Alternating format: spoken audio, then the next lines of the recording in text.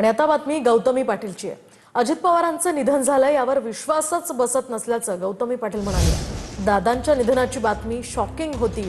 अजितदादांची भेट झाली नाही याची खंत कायम असेल असंही गौतमी पाटीलनं TV9 मराठीला दिलेल्या मुलाखतीत म्हटलंय।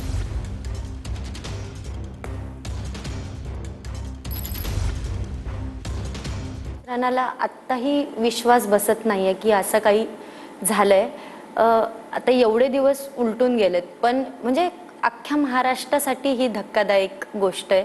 आणि जसं मला म्हणजे पहिल्यांदा कळलं की असं काहीतरी असं झालंय, मला आईने सांगितलं। सकाळी मी उठले होते, म्हटलं हे काय, मी आईला काय बोलतेय, आई तू खरं बोलतेय का, हे फेक असणार आहे, हे खरं नाहीये। मी आईला असं बोलले, पण ज्यावेळेस मी स्वतः पाहिलं माझी झोप उडाली। म्हणजे एकदम शॉकिंग न्यूज होती आणि कसं झालं हे डेंजर होतं सगळं। ती खंत मला नेहमी असणार आहे, कायम असणार आहे।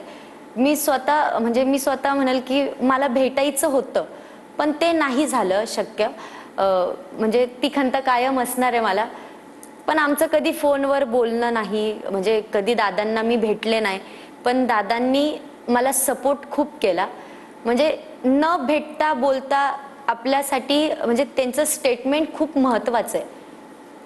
कोणालाही असू दे, त्यांचं स्टेटमेंट खूप महत्त्वाचं आहे आणि त्यांनी जे स्टेटमेंट माझ्या बाबतीत दिलं ते मला खूप छान वाटलं की त्यांनी माझं मन जिंकल्यासारखं झालं। आणि ते कलाकाराला त्यांनी नेहमी सपोर्ट केलाय, तसाच सपोर्ट त्यांनी मला केला, तर मला ते नेहमी, मी ती गोष्ट कधी विसरणार नाही।